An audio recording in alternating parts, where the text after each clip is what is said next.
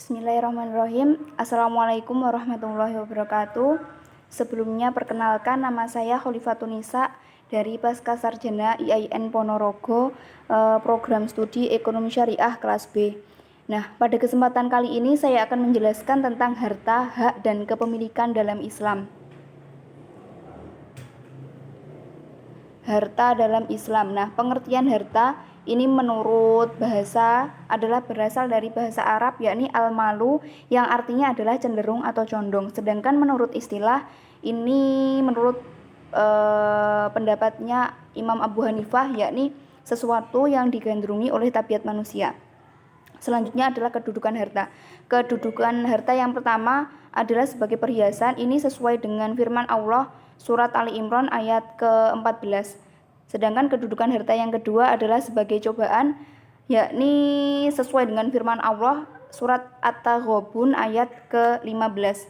Selanjutnya adalah jenis-jenis harta. Jenis-jenis harta ini yang pertama ada harta material atau berwujud. Nah, harta material atau berwujud ini contohnya seperti rumah, kendaraan, seperti itu.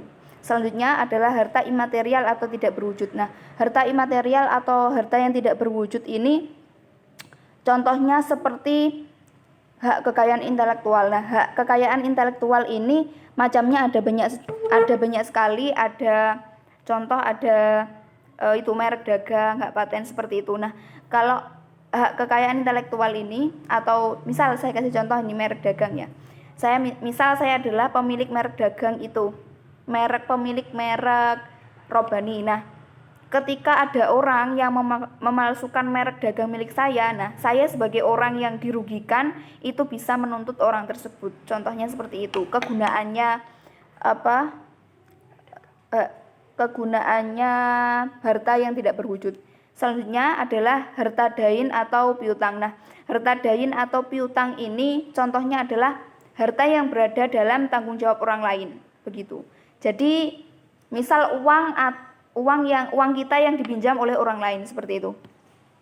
Selanjutnya adalah manfaat harta. Nah, manfaat harta di sini saya menyebutkan ada 3. Nah, akan tetapi sebenarnya manfaat harta itu ada banyak sekali. Saya tidak bisa sebutkan satu persatu, dan ini nanti mungkin hanya saya sebutkan tanpa saya jelaskan lebih lanjut. Nah, yang pertama adalah menyempurnakan pelaksanaan ibadah. Yang kedua adalah menyeimbangkan kehidupan dunia dan akhirat. Dan yang ketiga adalah menegakkan ilmu. Selanjutnya, hak dalam Islam. Pengertian hak menurut bahasa, hak berasal dari bahasa Arab dari kata hakku, yang berarti kepastian atau ketetapan. Sedangkan menurut istilah ini berarti keistimewaan yang dengannya syarak menetapkan sebuah kewenangan dan juga beban.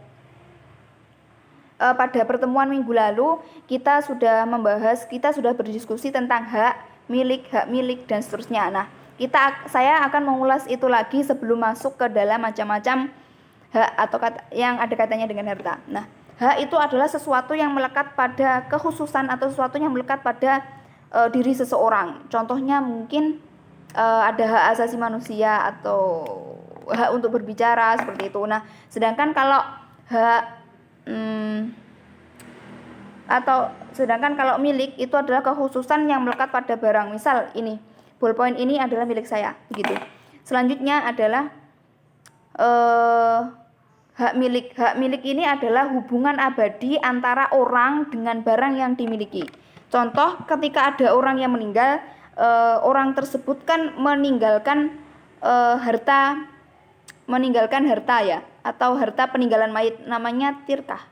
Nah, harta peninggalan mayit itu tadi hak miliknya masih menjadi hak milik si mayit selama belum ada perpindahan kepemilikan, gitu.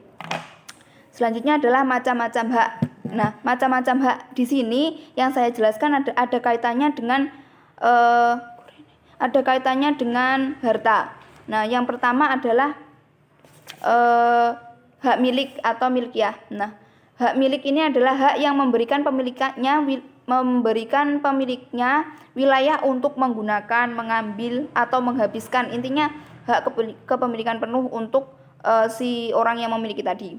Kedua adalah hak guna atau hak al-intifak. Nah, hak guna ini adalah hak yang memberikan kita, saya misalkan yang jadi contoh di sini adalah saya, kewenangan untuk menggunakan. Di sini hanya menggunakan, bukan untuk memiliki. Nah, contohnya ya, contohnya pada saat saya menyewa rumah, maka rumah tersebut saya memiliki kewenangan untuk memanfaatkannya, menggunakannya, akan tetapi saya tidak memiliki hak untuk memiliki, seperti itu. Selanjutnya adalah hak atas harta gadai atau hak al-istirhan. Nah, maksudnya hak atas harta gadai ini adalah hak untuk menggunakan harta gadai tersebut. Contoh, ini seringkali terjadi di daerah saya. Jadi orang itu menggadaikan sawah atau ladangnya. Misal nih ya, si A dan si B. Si A ini menggadaikan sawahnya kepada si B selama 3 tahun. Nah, selama 3 tahun tersebut, selama kurun waktu 3 tahun tersebut, si B ini memiliki hak untuk memanfaatkan ladang tersebut sebagai hak atas harta gadai, seperti itu.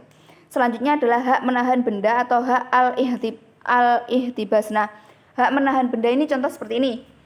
Ketika saya menemukan ballpoint, maka saya menahan benda ini, menahan ballpoint ini sampai saya menemukan pemilik asli dari ballpoint ini. Contohnya seperti itu. Selanjutnya adalah hak menetap di tanah wakaf atau hak qoror. Nah, saya rasa kalau ini tidak perlu saya jelaskan karena sudah cukup jelas. Selanjutnya adalah hak manfaat atas benda yang tidak bergerak atau hak al-irtikaf. Nah, kalau ini contohnya adalah seperti ini. Misal ada air kolam ataupun sumur yang itu digali di tempat khusus oleh seseorang. Nah, di atas tanahnya orang tersebut, maka sumur tadi atau mungkin kolam tadi itu menjadi hak milik orang tersebut. Jadi ketika kita mau mengambil manfaat dari situ, maka kita harus izin dulu kepada pemiliknya, gitu.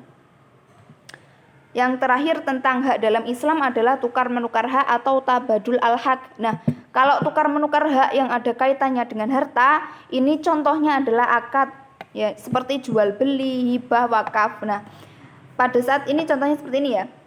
Pada saat kita melakukan jual beli, misal saya membeli motor, awalnya saya tidak memiliki hak apapun terhadap motor tersebut, tapi karena saya sudah membeli motor tersebut, maka saya memiliki hak memiliki motor tersebut, seperti itu.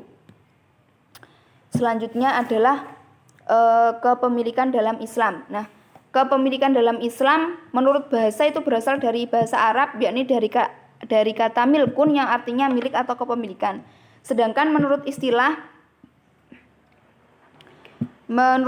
ini adalah menurut pendapat ulama fikih, yakni keistimewaan atas suatu benda yang menghalangi pihak lain untuk bertindak di atas benda tersebut. Nah, pada pertemuan minggu lalu kita kan sudah membahas tentang pemilikan dan juga kepemilikan. Kalau pemilikan itu tadi adalah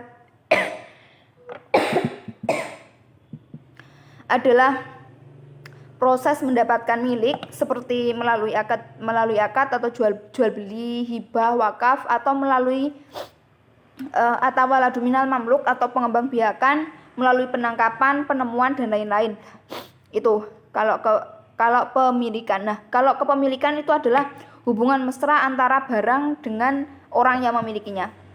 Nah, selanjutnya adalah jenis kepemilikan. Nah, jenis kepemilikan di sini ada 2. Yang pertama adalah kepemilikan individu, yang kedua adalah kepemilikan umum. Nah, kepemilikan individu ini adalah kemerdekaan seseorang untuk menggunakan suatu barang melalui sebab-sebab kepemilikan. Nah, sebab-sebab kepemilikan ini ada karena bekerja, jadi seorang bekerja terus membeli barang, seperti itu. Ada juga karena warisan, ada juga karena keperluan harta untuk bertahan hidup, ada juga yang dari pemberian dari pemerintah untuk kesejahteraan masyarakat, dan yang terakhir itu ada yang harta yang diperoleh individu itu tanpa berusaha. Nah, ini contohnya seperti hibah, hadiah, seperti itu. Selanjutnya adalah kepemilikan umum. Nah, kepemilikan umum ini adalah kemerdekaan yang diberikan kepada masyarakat untuk bersama-sama memanfaatkan suatu kekayaan. Nah, contohnya adalah listrik, seperti itu. Yang ketiga adalah klasifikasi hubungan kepemilikan. Nah, klasifikasi hubungan kepemilikan ini, yang pertama ada kepemilikan sempurna atau milkun taman. Nah, kepemilikan sempurna ini begini, kepemilikan yang meliputi benda beserta manfaatnya. Contoh, ketika saya memiliki rumah, maka saya memiliki hak milik dan juga hak memanfaatkan rumah tersebut, seperti itu. Yang kedua adalah kepemilikan tidak sempurna atau al-milk an-naqis. Nah, kepemilikan ini kepemilikan atas salah satu unsur hartanya saja, harta atau bendanya saja. Jadi misal ketika saya memiliki rumah, terus rumah tersebut saya sewakan, maka saya memiliki hak milik, akan tetapi saya tidak memiliki hak untuk memanfaatkan rumah tersebut karena rumah tersebut tadi sudah saya sewakan kepada orang lain. Seperti itu contohnya. Terus yang terakhir ini adalah pencabutan kepemilikan. Nah, pencabutan kepemilikan ini ada dua, pencabutan kepemilikan secara paksa dan pencabutan kepemilikan secara kerelaan. Nah, pencabutan kepemilikan secara paksa ini biasanya dilakukan oleh otoritas pengadilan. Nah, yakni dengan cara menjual aset atau kekayaan orang untuk menutup hutang orang tersebut. Nah, biasanya kalau sudah sampai pada tahap ini berarti hutang piutang tersebut sudah diperkarakan, seperti itu.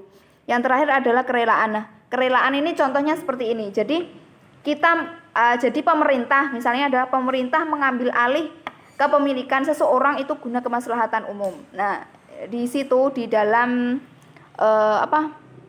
PDF yang saya kirimkan tadi ada keterangan contoh tanah belakang RSUD Dolopo. Nah, Rumah Sakit Umum Daerah Dolopo.